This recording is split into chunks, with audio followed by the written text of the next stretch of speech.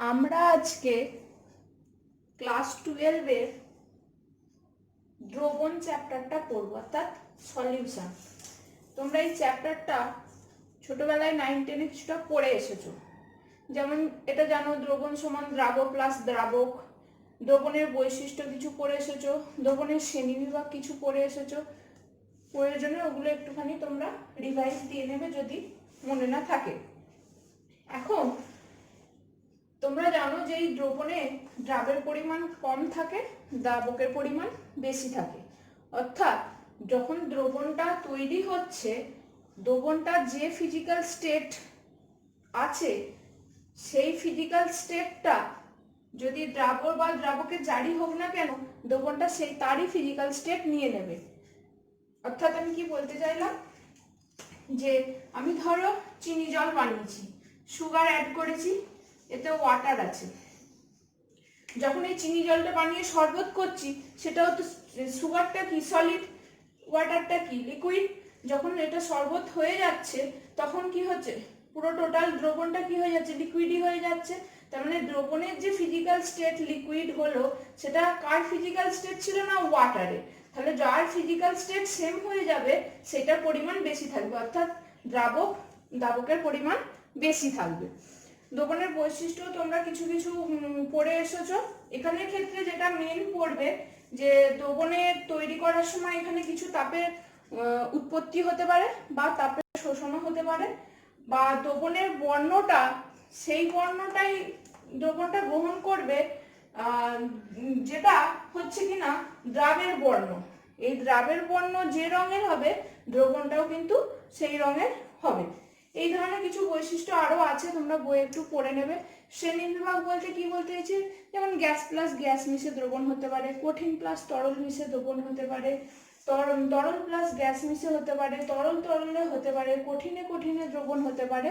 এইগুলো একটুখানি তোমরা আর একবার জাস্ট রিডিং দিয়ে নেবে, এখান থেকে সেরকম কিছু প্রশ্ন আসে না।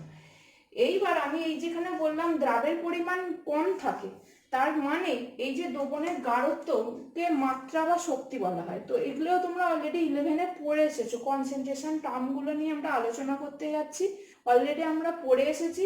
তো এই দ্রবণের গাঢ়ত্ব বা মাত্রা শক্তি দিয়ে আমরা বলতে পারবো যে দ্রবণের মধ্যে কতটা পরিমাণে আছে। এখন এইটাকে আমরা দুটো পার্টে ভাগ করেছি, একটা ভলিউম রিলেটেড পার্ট আর একটা হচ্ছে mass related part. Volume related part সবসময় টেম্পারেচার ডিপেন্ডেন্ট হয়, আর মাস রিলেটেড পার্ট সবসময় টেম্পারেচার ইনডিপেন্ডেন্ট হয়। কারণ হচ্ছে কি না, দ্রাবকের যে ভলিউম আয়তনটা সেটা টেম্পারেচার উপর নির্ভরশীল।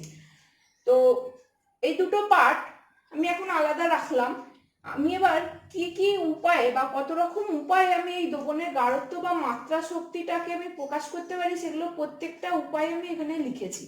একটা একটা করে আমরা আলোচনা করব, যেটা অলরেডি তোমরা 11-এ পড়ে এসেছো, তাও আমি এখানে আর একবার বলে দিচ্ছি। দেখো, প্রথম হচ্ছে শতকরা মাত্রা, যেটাকে পার্সেন্টেজ দিয়ে প্রকাশ করি। শতকরা মাত্রা 3 রকমের হতে পারে, একটা W/W, W/V, আর একটা হচ্ছে V/V। W/W বলতে কি বলছি না, যদি এরকম কোথাও লিখে দেয় 70% ব্র্যাকেটে লিখে দিল W/W HNO3, এইটা বলতে তাহলে কি বোঝো না, 70% W/W বলতে এটা বোঝাচ্ছে যে 70 গ্রাম নাইট্রিক অ্যাসিড আছে 100 গ্রাম দ্রবণের মধ্যে।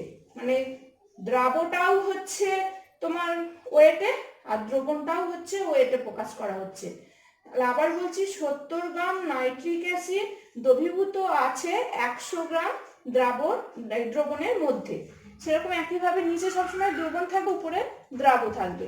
একইভাবে W/V যদি এখানে লেখা থাকে 10% H2SO4, ব্র্যাকেটে ধরো অঙ্ক করার সময় বেশি কাজে লাগে, এটা যদি W/V লেখা থাকে তাহলে আমরা বলবো 100 ml দ্রবণে 10 গ্রাম সালফিউরিক অ্যাসিড আছে, কারণ ডব্লুটা গ্রামে আছে। তাহলে 100 ml দ্রবণে, যেহেতু ml এখানে কেন বলছি, কারণ এখানে ভলিউম আছে, 100 ml দ্রবণে 10 গ্রাম সালফিউরিক অ্যাসিড আছে। এইটার ক্ষেত্রে যদি 20% এরকম ব্র্যাকেটে V/V লেখা থাকে ইথানল, তাহলে কি বলবো না 100 ml দ্রবণে 20 ml ইথানল আছে, দুটোই কিন্তু ভলিউম। তাহলে এইখানের মধ্যে এটার মধ্যে দেখো কোনগুলো ভলিউম ডিপেন্ডেন্ট, শতকরা মাত্রার মধ্যে না এই দুটো ভলিউম ডিপেন্ডেন্ট। তাহলে যারা ভলিউম রিলেটেড হবে তারা কি হবে, টেম্পারেচার ডিপেন্ডেন্ট। মানে টেম্পারেচার যদি পরিবর্তন করি, এদের এই যে শতকরা মাত্রায় আমরা প্রকাশ করেছি, টেম্পারেচার যদি একটা হিউজ অ্যামাউন্ট পরিবর্তন হয় তাহলে কিন্তু এদের অ্যামাউন্টগুলো, ভ্যালুগুলো কিন্তু চেঞ্জ হয়ে যাবে। তাই এখানে টেম্পারেচার উল্লেখ করা অবশ্যই প্রয়োজন। মানে শুধুমাত্র 10% W/V সালফিউরিক অ্যাসিড বলে দিলে হবে না, সেটা কত তাপমাত্রায় আছে সেটা অবশ্যই মেনশন করতে হবে। তার কারণ হচ্ছে দ্রবণের ভলিউম বা আয়তনটা টেম্পারেচারের উপর ডিপেন্ডেন্ট। আর এটা কিন্তু হয়ে যাচ্ছে যেহেতু মাস রিলেটেড, তাই এইটা হয়ে যাবে টেম্পারেচার ইন্ডিপেন্ডেন্ট। মানে এখানে উষ্ণতার উল্লেখ করার কোনো প্রয়োজন নেই যদি এটা W/W তে থাকে। তো এই জিনিসটার মধ্যে আমি একটা জাস্ট নিয়েছি অঙ্কের জন্য, জাস্ট একটুখানি বলে রাখছি। এখানে তো আমরা বুঝলাম যে কিভাবে এটার মানে স্টেটমেন্টটা বুঝলাম। এখন যদি অঙ্কতে এরকম থাকে পার্সেন্টেজ অফ W/V, এখানে শুধু W/V, পার্সেন্টেজ অফ W/V যদি থাকে তাহলে সেটার এক্সপ্রেশন হবে weight of solute in gram অবশ্যই, divided by volume of solution in ml বা লিটারের ইউনিট যা খুশি হতে পারে ইন্টু 100%, সেন্ট মানে 100। তা পার্সেন্টেজ অফ W/V করলে তাহলে আমরা এইরকমভাবে প্রকাশ করতে পারি, ইন্টু 100 দিয়ে গুণ হবে। আচ্ছা, তাহলে এই গেল টোটাল শতকরা মাত্রা। খুবই সহজ জিনিস, এগুলো অঙ্কের ক্ষেত্রে কিন্তু কাজে লাগবে। অঙ্কের এই ইউনিটগুলো কিন্তু দেওয়া থাকে, কনসেন্ট্রেশন ইউনিটগুলো। এরপরে আসছি নর্মালিটি। নর্মালিটিকে ক্যাপিটাল N দিয়ে প্রকাশ করা হয়। এটা কি ডিটেলসে আমি বলছি। মোলারিটিটাকে ক্যাপিটাল M দিয়েও প্রকাশ করা হয়। এই দুটোই হচ্ছে ভলিউম ডিপেন্ডেন্ট হয়। মোলালিটিকে স্মল m দিয়ে প্রকাশ করা হয়, এটা মাস ডিপেন্ডেন্ট হয়, মানে মাস রিলেটেড হয়। আর ফর্মালিটিও হচ্ছে ভলিউম রিলেটেড হয়, এটাকে ক্যাপিটাল F দিয়ে প্রকাশ করা হয়। আর একটা হচ্ছে গ্রাম প্রতি লিটার, এরকম একটা ইউনিট আছে। একটা হচ্ছে মোল ভগ্নাংশ, এটাকে x দিয়ে প্রকাশ করা হয়। আর একটা হচ্ছে ppm, মানে পার্টস পার মিলিয়ন, এটাকে আবার দুটো ভাগে ভাগ করা যায় পার্টস পার মিলিয়নকে, একটা ppm W/V, একটা ppm V/V। মানে এই সেন্সটা হচ্ছে এখানের মতো সেম। W/V মানে হচ্ছে ওয়েট বাই ভলিউম, আর ppm V/V মানে হচ্ছে ভলিউম বাই ভলিউম। প্রত্যেকটা আমরা ইন ডিটেলসে আলোচনা করবো। এখানে বেশি যেটা ফর্মালিটি আর ppm, যেটা নতুন ইউনিট তোমাদের কাছে মনে হতে পারে। বাদ বাকি নর্মালিটি, মোলারিটি, মোলালিটি এগুলো তোমরা পড়েছো, গ্রাম পার লিটার বা মোল ভগ্নাংশ, এগুলো আমরা অল্প অল্প করে বলে যাব। তাদের এক্সপ্রেশনগুলো করব ডিটেলসে, যেটা পড়বো ফর্মালিটি আর ppm। তাহলে আসি নর্মালিটিতে, যেটাকে N দিয়ে প্রকাশ করা হয়। নর্মালিটি অলরেডি তোমরা 11-এ পড়েছো। কি পড়েছিলাম, যদি ধরো ভি লিটার দ্রবণে W/E number of gram equivalent solute থাকে, তাহলে 1 লিটার দ্রবণে কত আছে, যত number of gram equivalent solute থাকবে সেটাই নর্মালিটি হয়ে যাবে। তাহলে ভি লিটারে যদি W/E থাকে 1 লিটারে কত হবে, W/E ইন্টু ভি। তাহলে নর্মালিটি সমান হয়ে যাবে W/E ইন্টু ভি। আমি যদি এটাকে W/Vটাকে যদি উপরে তুলে এইভাবে প্রকাশ করতে পারি, তাহলে এইটা মানে কি, W মানে হচ্ছে যে কতটা গ্রাম সলিউট এই ভি লিটার দ্রবণে আছে, আর E মানে হচ্ছে ইকুইভ্যালেন্ট ওয়েট অফ সলিউট। তাহলে যখন ওই ওয়েটকে বা সলিউট অফ ওয়েটকে যখন আমি E ইকুইভ্যালেন্ট ওয়েট দিয়ে ভাগ করব, তখনই তো আমি নাম্বার অফ গ্রাম ইকুইভ্যালেন্ট পাবো। যেমন মোলকে আমরা, তোমরা নিজেরা জানো, মোলকে নাম্বার অফ মোল N সমান কি লিখি, যে ওয়েট বাই মলিকুলার ওয়েট। সেরকম এখানেও এটা যেমন নাম্বার অফ মোল, এটা সমান হচ্ছে যে নাম্বার অফ ইকুইভ্যালেন্ট ওয়েট। তাহলে এখানেও ক্ষেত্রে নাম্বার অফ ইকুইভ্যালেন্ট ওয়েট তাহলে কত হবে, এর জায়গায় W আর মল, এখানে এটা যেমন নাম্বার অফ মোল বলে M, এটা সেরকম হচ্ছে গ্রাম equivalent, number of gram equivalent বলে এখানটা হয়ে যাবে ইকুইভ্যালেন্ট ওয়েট অফ সলিউট। তাহলে এর এক্সপ্রেশনটা পেলাম এইটা। তাহলে W/V সমান কি লিখতে পারি, দ্রবণের প্রতি লিটারে, মানে W/V, ভিটা পার লিটারে, দ্রবণের প্রতি লিটারে কতটা দ্রাব দ্রবীভূত আছে ওজন, সেটা W/V ডিভাইডেড বাই দ্রাবের গ্রাম তুল্যাঙ্ক ওজন, যেটা E, মানে ইকুইভ্যালেন্ট ওয়েট অফ সলিউট ইংরেজিতে বলা হয়। তাহলে এর ইউনিটটা কি হবে না, গ্রাম ইকুইভ্যালেন্ট পার লিটার। W/E হচ্ছে গ্রাম ইকুইভ্যালেন্ট পার লিটার, এর ইউনিটটা হবে। আর একইভাবে মোলারিটি তোমরা কি পড়েছো, ক্যাপিটাল M দিয়ে প্রকাশ করা হয় ফার্স্ট ব্র্যাকেটের মধ্যে। তাহলে এখানে যেমন এটা W/E ইন্টু ভি হবে, এখানে যেমন ইকুইভ্যালেন্ট ওয়েটের জায়গায় এখানে কি হয়ে যাবে, শুধু মলিকুলার ওয়েট। মানে কি, ওখানে কি পড়েছিল সংজ্ঞাতে, ভালো করে মনে করে দেখবে। নর্মালিটিতে পড়েছিলে 1000 ml দ্রবণে যত গ্রাম তুল্যাঙ্ক ভার দ্রাব্য দ্রবীভূত থাকে সেই সংখ্যাকে ওই দ্রবণের নর্মালিটি বলে। সেরকম মোলারিটি কি পড়েছিলাম, 1000 ml দ্রবণে যত গ্রাম মোল দ্রাব্য দ্রবীভূত থাকে সেই সংখ্যাকে আমরা বলবো মোলারিটি। তাহলে এখানেও তাহলে W/m × V হবে, ই এর জায়গায় ইকুইভ্যালেন্ট ওয়েটের জায়গায় মলিকুলার ওয়েট বসবে, মলিকুলার ওয়েট অফ সলিউট। তাহলে এর ইউনিট কি হয়ে যাবে, মোল পার লিটার হয়ে যাবে, কারণ W/m সমান কি, এটা নাম্বার অফ মোল, তাহলে মোল পার লিটার।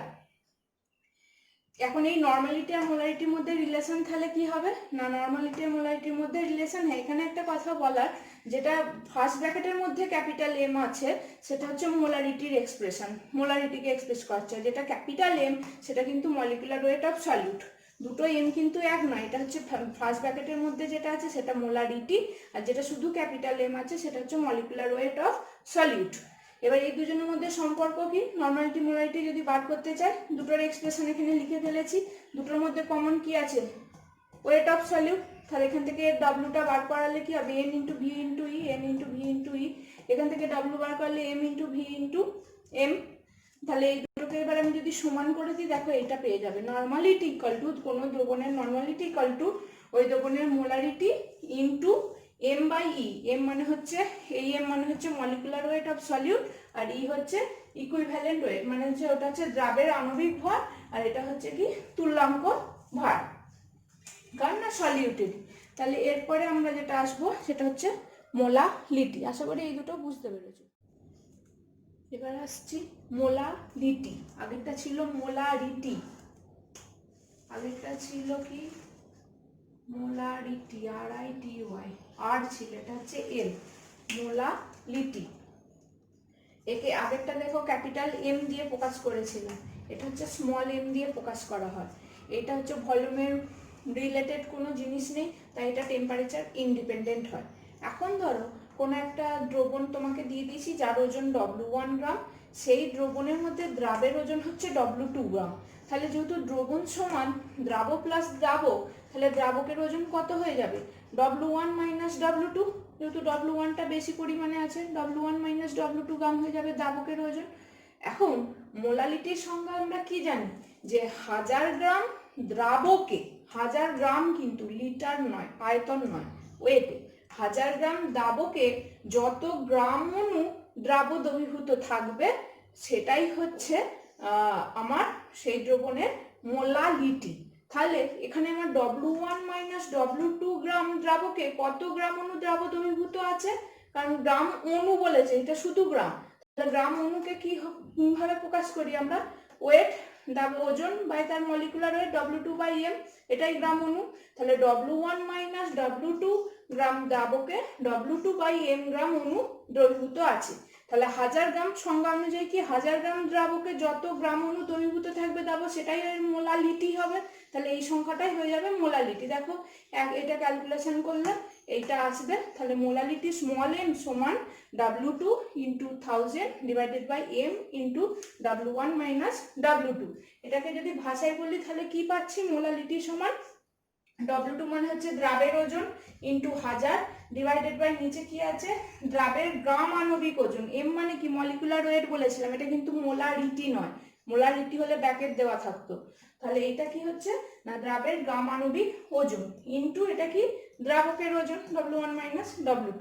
তাহলে মোলালিটির ইউনিট কি হবে, তাহলে আমরা কি বলছি যে এত গ্রাম অণু মানে কি এত মোল, তাহলে এত মোল কততে আছে, পার কেজিতে আছে, 1000 গ্রামে আছে, তাহলে এর ইউনিট হয়ে যাবে মোল পার কেজি। তাহলে এটা হচ্ছে টেম্পারেচার ইন্ডিপেন্ডেন্ট, এখানে একক উল্লেখ করতে গেলে উষ্ণতা উল্লেখ করার দরকার নেই। এরপরে তোমরা যেটা করবে, এই মোলারিটি আর মোলালিটির মধ্যে পার্থক্য কি সেটা নিজেরা একটুখানি ভেবে দেখবে, সংজ্ঞাতে পার্থক্যটা কি সেটা নিজেরা একটুখানি ভেবে দেখবে। আমি তাও এখানটা একটুখানি বলছি, ঠিক আছে, এটা মুছে দিই। দেখো মোলারিটি মানে কি হবে, যখন ধরো 1 মোলার NaOH সলিউশন তুমি বানাবে, কি করে বানাবে না, ধরো এটা 250 ml বানাতে বলেছে, ঠিক আছে। তাহলে এই যখন 1 মোলার ক্যাপিটাল M বানাতে বলছে, তখন আগে NaOH 1 মোলারে দেখবে 40 গ্রাম, ক্যালকুলেট করে দেখবে 40 গ্রাম NaOH হয়। আগে এতে 40 গ্রাম NaOH ফেলে দেবো। ফেলে দেওয়ার পর এই যে মাপটা আছে, ঠিক আছে, এই মাপ পর্যন্ত জল আমি দেবো, ঠিক আছে, 250 ml পর্যন্ত ধরো জল দিলাম, ঠিক আছে। তাহলে টোটাল আমার ভলিউমটা কিন্তু 250 ml থাকছে, ঠিক আছে। টোটাল ভলিউমটা কিন্তু মোলারিটি ক্ষেত্রে 250 ml থাকছে। কিন্তু তোমাকে যদি 1 স্মল এম NaOH বানাতে বলে, তখন বানানোর প্রসিডিওরটা কি হবে না, তখন বানানোর প্রসিডিওরটা আগে 250 ml আমি জল দিয়ে দেবো। জল দেওয়ার পর এত পর্যন্ত জল গেল, তারপরে আমি 40 গ্রাম NaOH অ্যাড করব। তাহলে কি হবে, আয়তনটা একটু বেড়ে যাবে, এই তার থেকে একটু উঠে যাবে 40 গ্রাম NaOH এখানে আসার জন্য। তাহলে মোলারিটির ক্ষেত্রে ডেফিনেশনে পার্থক্য হচ্ছে 1 লিটার দ্রবণে যত গ্রাম অণু দ্রাব দ্রবীভূত থাকে, আর এখানে হচ্ছে 1 কেজি দ্রাবকে যত গ্রাম অণু দ্রাব দ্রবীভূত থাকে। ওখানে হচ্ছে 1 লিটার দ্রবণে, আর এখানে হচ্ছে যে 1 কেজি দ্রাবকে, ঠিক আছে। এটা খুব ইম্পর্টেন্ট, এই দুটোর পার্থক্য হচ্ছে এখানে। আর মোলারিটিটা বলেই দিয়েছি যে টেম্পারেচার ইন্ডিপেন্ডেন্ট। এরপরে আমরা যেটা আসছি সেটা হচ্ছে মোল ভগ্নাংশ। মোল ভগ্নাংশকে স্মল x দিয়ে প্রকাশ করা হয়। আর এখানে যে x সমান হচ্ছে n1/n1 + n2। ধরো তোমার একটা দ্রবণে দ্রাবক আছে আর দ্রাব আছে, ঠিক আছে। তাহলে এই দ্রাবক যেটা মানে সলভেন্টকে 1 আর সলিউটকে 2 দিয়ে প্রকাশ করা হয়। তাহলে সলভেন্ট যদি 1 হয়, তাহলে সেই সলভেন্টের n1টা হয়ে যাবে কি number of mole of solvent, এটা সলভেন্টের নাম্বার অফ মোল। আর n2টা হচ্ছে number of mole of solute, এটা হচ্ছে সলিউটের নাম্বার অফ মোল। তাহলে যখন সলভেন্টের মোল ফ্র্যাকশন বার করব বা মোল ভগ্নাংশ বার করব, তখন সেটা উপরে থাকবে n1 বাই টোটালটা n1 + n2 নিচে থাকবে। সে একইভাবে যখন সলিউটের মোল ভগ্নাংশ বার করব, তখন n2টা উপরে থাকবে, নিচে n1 + n2টা থাকবে। এখন এই মোল ভগ্নাংশ দুজনের যদি আমরা যোগ করে দিই সলভেন্ট প্লাস সলিউট, সেটা সবসময় কিন্তু 1 হয়, x1 + x2 সমান সবসময় কিন্তু 1 হবে। যদি আর একটা থাকতো সলিউট, তাহলে x1 + x2 + x3 সমান কিন্তু 1ই হবে, এটা কোনোভাবেই চেঞ্জ হয় না। আর এটা হচ্ছে টেম্পারেচার ইন্ডিপেন্ডেন্ট হয়, এটা অতটা ব্যবহার নেই। আর গ্রাম প্রতি লিটার থেকে বুঝতেই পারছো যে গ্রাম প্রতি লিটার মানে 1 লিটারে কত গ্রাম আছে। 1 লিটার দ্রবণে যদি x গ্রাম দ্রাব দ্রবীভূত থাকে, তাহলে এটা আমরা বলবো x গ্রাম পার লিটার, ঠিক আছে। তাহলে এইখানেও দেখো লিটার একক আছে, ইউনিট আছে, তাহলে এটাও কিন্তু টেম্পারেচার ডিপেন্ডেন্ট হবে। নেক্সট আসছি ফর্মালিটি আর ppm। এবার আসছি ফর্মালিটিকে ক্যাপিটাল F দিয়ে প্রকাশ করা হয়। মোলারিটি আর নর্মালিটিটা কি সেটা এখানে আমি লিখে দিয়েছি, যেটা অলরেডি তোমরা পড়ে এসেছো। মোলারিটি m সমান হচ্ছে n/vl, n সমান আবার নাম্বার অফ মোল, তো তাহলে w/m হয়ে যাবে, এখানটা বসিয়ে দিলে w/m × vl হয়ে যাবে। একইভাবে নর্মালিটিটা দেখো number of gram equivalent by মানে কতটা ভলিউম আছে দ্রবণে, ভলিউমটা সেটা লেখা হয়। ফর্মালিটিটা হচ্ছে একই, ওখানে যেমন মোল সেই জন্য মোলারিটি, নাম্বার অফ মোল সেই জন্য মোলারিটি, এখানে সেরকম ধরে নাও number of formula of solute by তার হচ্ছে যে সলিউশনের ভলিউমটা, যেমন ওখানটায় বিএল ছিল। তাহলে নাম্বার অফ ফর্মুল এখানে কেন এরকম লেখা আছে, ওই যে সংজ্ঞাগুলোতে যেমন ছিল সেরকম ভাবে আমরা এখানে ডেজিগনেশন করেছিলাম নর্মালিটি বা মোলারিটি বা মোলারিটির ক্ষেত্রে। ফর্মালিটিটাও তাই, number of formula of solute divided by V L. এখন এই ফর্মুল কথাটা কি না, ফর্মুল যেমন এখানে এটা যেমন নাম্বার অফ মোল, এটা সমান হচ্ছে নাম্বার অফ ফর্মুল। তাহলে এখানে নাম্বার অফ মোল সমান কি w/m, তাহলে এখানে নাম্বার অফ ফর্মুলকে যদি fn দিয়ে প্রকাশ করা হয়, তাহলে এখানেও হয়ে যাবে এটা কি w/fm। এটা যেমন হচ্ছে w/m মানে মলিকুলার ওয়েট, তবে আমি পাচ্ছি নাম্বার অফ মোল। তাহলে এখানে আমি সেটা পাচ্ছি কি, ফর্মুলটা পেতে গেলে কি করতে হবে, ওয়েট বাই ওখানে যেমন মলিকুলার ওয়েট, এখানে হবে ফর্মুলা মাস, fm, ক্যাপিটাল fm দিয়ে প্রকাশ করলাম। এখন এই ফর্মুলা মাসটা কি, ওয়েট অফ সলিড মানে যতটা তুমি ওয়েট দিচ্ছ ততটা ওয়েট অফ সলিড, এটা জানো। তাহলে ফর্মুলা মাসটা জানলেই তাহলে নাম্বার অফ ফর্মুলটা কি সেটা সম্পর্কে আইডিয়া হয়ে যাবে। এখন ফর্মুলা মাস হচ্ছে মলিকুলার মাস অবজার্ভড, মানে এক্সপেরিমেন্টালি কোনো একটা মলিকিউলে কতটা অবজার্ভ মাস পেয়েছো সেটাই হচ্ছে ফর্মুলা মাস, অর্থাৎ এফএম সমান হচ্ছে এম অবজার্ভ। মানে এটা পুরোটাই এক্সপেরিমেন্ট করে পাওয়া, এটা কোনো থিওরিটিক্যাল ভ্যালু নয়। এই জিনিসটা ক্লিয়ার হওয়ার জন্য এই দুটো কম্প্যারিজন দেখো, ফর্মালিটি আর মোলারিটির কম্প্যারিজনটা দেখলেই ক্লিয়ার হয়ে যাবে। ফর্মালিটিকেও ব্র্যাকেটের মধ্যে লেখা হয়, এটা ক্লিয়ার হয়ে যাবে। দেখো তাহলে ফর্মালিটি সমান আলটিমেট কি পেলাম, এটাকে এখানে পুট করে দেবো, ডব্লিউ বাই এফ এম মানে কি M observe, W by M observe into VL. তাহলে এই জিনিসটা আমি পেলাম ফর্মালিটির জন্য। মোলারিটির জন্য অলরেডি পেয়েছি W by M into VL. এই এমটা কি ছিল, মলিকুলার ওয়েট। এখন আমি এখানে লিখে দিয়েছি এটা থিওরিটিক্যাল। থিওরিটিক্যাল মানে কি, একটা উদাহরণ নিলেই আমি বুঝতে পারবো। এই অবজার্ভ আর থিওরিটিক্যাল জিনিসটার মধ্যে একটা ডিফারেন্স আছে। এটা হচ্ছে অবজার্ভ মলিকুলার মাস, এটা হচ্ছে থিওরিটিক্যাল মলিকুলার মাস। মানে থিওরিতে তুমি হাতে নাতে ক্যালকুলেট করে কত মলিকুলার ওয়েট হয়েছে বলে দিতে পারবে, কিন্তু এক্সপেরিমেন্ট করে যেটা বলতে হবে এই এম অবজার্ভ ভ্যালুটা। এখন এই দুটোকে যদি আমি ভাগ করে দিই, এফ বাই এফ এম যদি করে দিই, formality by molarity, formality by molarity এটা যদি ভাগ করে দিই, তাহলে আমরা কি পাবো, মানে কিভাবে আমরা ফর্মালিটিটা ক্যালকুলেশন করব।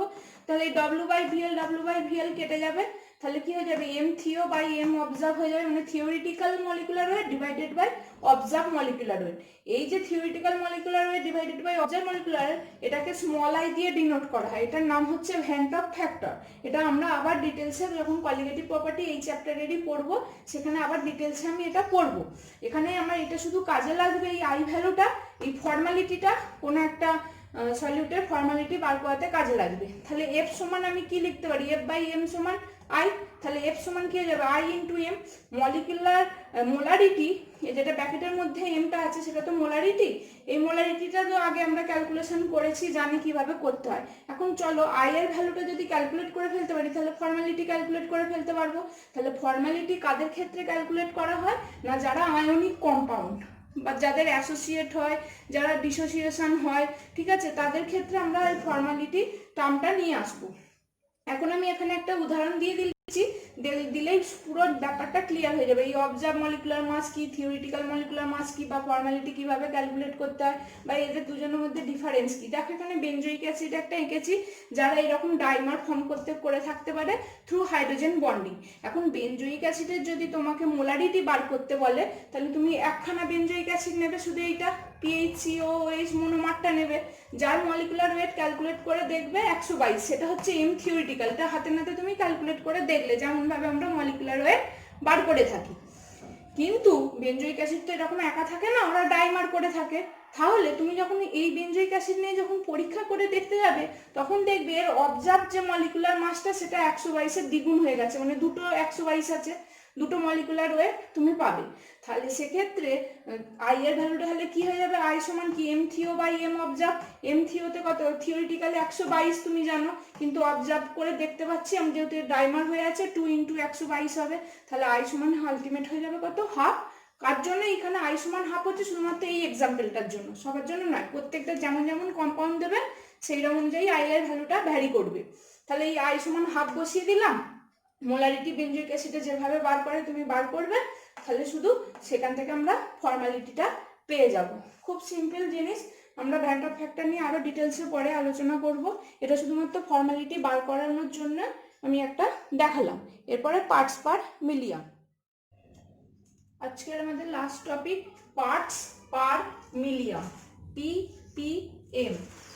এইটার মানে হচ্ছে parts per million, parts per million.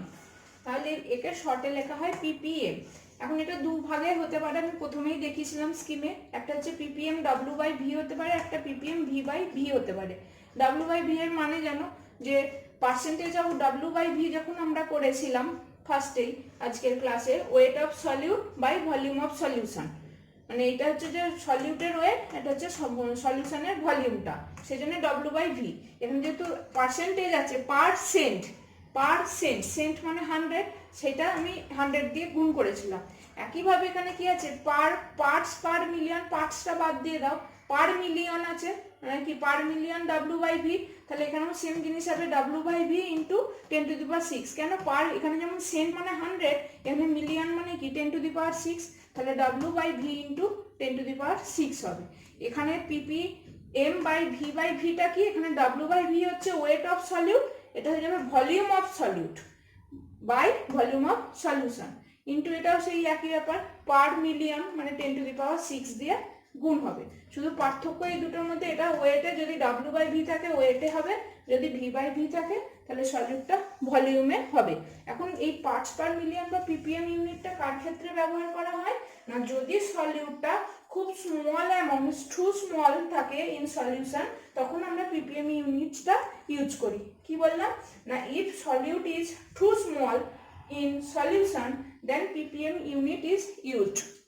মানে একটা উদাহরণ দিয়ে বলতে পারি, যেমন ধরো একটা জল নিয়েছো 1 লিটার, 1 লিটার জলের মধ্যে তুমি 0.05 গ্রাম 0.005 মিলিগ্রাম ধরো সুগার অ্যাড করেছো, ঠিক আছে।